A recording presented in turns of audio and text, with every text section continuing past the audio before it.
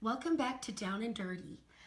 This session will be about how to propagate Philodendron Micans, also known as velvet-leafed philodendron. You can tell the leaves are very velvety looking. The coloration on these are beautiful. And I'll try to get some footage with the sunlight coming through them when we actually get some sunlight, because they're just remarkable when the sun shines through them. This is another philodendron, a heartleaf philodendron. They're both of the trailing philodendron varieties, and they both will propagate similarly. I'm, for this video though, going to be specifically propagating this Micans. So these, again, this video is intended to be very short, very direct, explicit, just bare bones, so that you can access the information really quickly. I've chosen to propagate this partially because these are getting a little long. They're hanging down almost to the fireplace here. So I'm going to make some cuts. What you want to do, the key thing is to identify what are called the nodes. And for example, this is a node. You can see there's a little circular area and there's some growth coming out of it and a leaf comes out of it. So what I'm going to do is, actually I'm going to go to the node up here. And right below that node, or I guess above it, I'm going to snip that off with clean clippers. You can also use scissors. I just washed these in some really hot soapy water. So let me show you that again. So these are all nodes. It's where the new growth will come. So this is a node, this is a node, this is a node, this is a node, and they go on up. This one I'll take from here, okay, and I'll leave this one. I do like how they trail. So I'm going to take these two long pieces and cut them into smaller pieces even and get them propagating. All right, so even though it's not a sunny day, I'm quite near my one of my propagation areas, and I thought I'd bring a grow light over because I can show you what I was talking about, how beautiful these leaves are when the light comes through. They really are even more remarkable when the sunlight comes through. But you can see this, they have such variety and coloration. The underside of the leaves are like this beautiful rusty red color, and then there are tans and browns and various greens. They just are so lovely. Here's the other one, and you can just see how beautiful they are. So there we go, that's that. And let's get started. I'll turn this light off. Okay, so again, I'm talking about how to identify those nodes. So what you should do is, you need, the roots will come out of those nodes. So I've watched and studied several different methods, and one of the ways that seems to be the most successful is to leave two leaves on and cut beneath that node. So I'll cut here. So this is where I expect the roots to come from. And then with this one, again, I'll leave these two leaves and I'll cut this one. Oh, no, you know what? I'll cut here because then I'll have these two leaves. All right, and then here,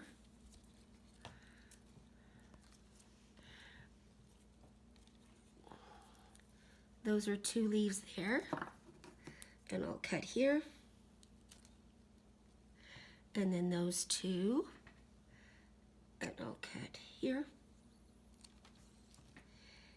And those two, let's see, and I'll just try to separate these into, there are two leaves there and two leaves here. So how do I want to do this? I guess like this. Okay, so now you'll see I have all of these pieces. Each of these pieces should grow roots. So I have two different containers of water because I'm never sure what container will hold the plants the best. When I'm propagating in water, you don't want the leaves in.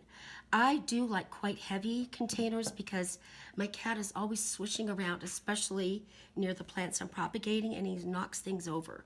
So what I'm going to do is take each of these pieces and submerge it in water.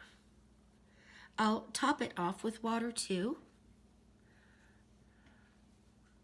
once I get these in here. So they're actually holding each other as well. I guess I'll put this one in like this. Actually, I'm going to cut a bit more off of this so that more of that goes in the water. And this we don't need, so I'll take care of that. Today's the day that I am going to be potting up some of my Philodendron Mican cuttings. I wanted to start over here by the window so you can see again how beautiful these are when the sun comes through them. Like, look at the colors in these. The thing I wanted to say though is, I was getting stuck in my avocado, is that even though it looks really beautiful like this, they don't want to be in direct light. They like to be in bright light, you know, which would be something like this, not direct light. But I do, just because they're so gorgeous, I put them in direct light to have a look at them. Okay, let's go over and get these potted up. All right, so I have a container with potting soil, and I put some perlite on top.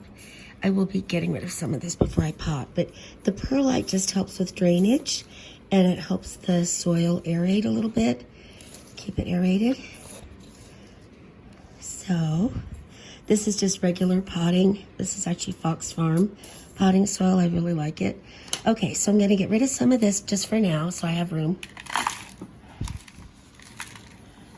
Okay. Stick in there. Okay. So this was the plant that I cut my the little cuttings from, and here they are. And as you can see, the roots have done really well. Let's see, I believe all of these have rooted up nicely. So this one definitely has, and this one has as well. This one, nothing. So I don't know if I'll do anything with that. We'll see. This one also. And this one has, again, nothing. And this one just barely has started. So I guess I'll put this in as well and just see how it does. So I'm gonna pot these, you know, sort of in a grouping in the middle. And this pot is gonna dwarf them for a while, but they'll take off. When I look at these roots, they really will do well. So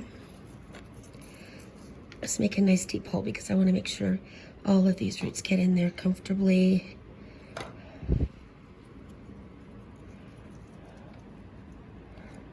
And this one as well. This one I'm a little worried about, this part of the root right here. It looks a little narrowed down, but we'll see. Okay, this is really one of my favorite philodendron. Really like it a lot. Okay, let's get some soil to fill back in. So I started out with soil that's already moist. I think it's just easier. And of course I will water them in as well. Okay. And press that in. Let's put a little bit more in. Put the rest actually.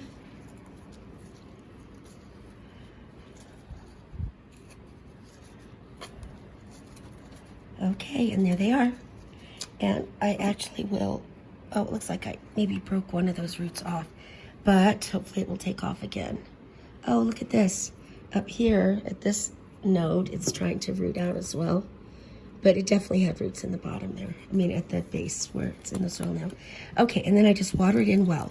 And again, when you first pot cuttings like this, they're going from being purely in water into soil and water. So even though you don't want to overwater your plants, philodendron like to get dry before you water them again, but in this case you don't do that. You keep this very moist because those roots are needing to acclimate to, you know, a new environment where they're in soil as well as water instead of just water.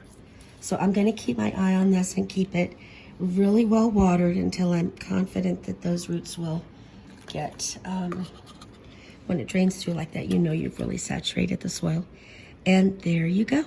And this, this plant, I don't know if you'll be able to tell from the initial video where I took the cutting, but it has already started to regrow.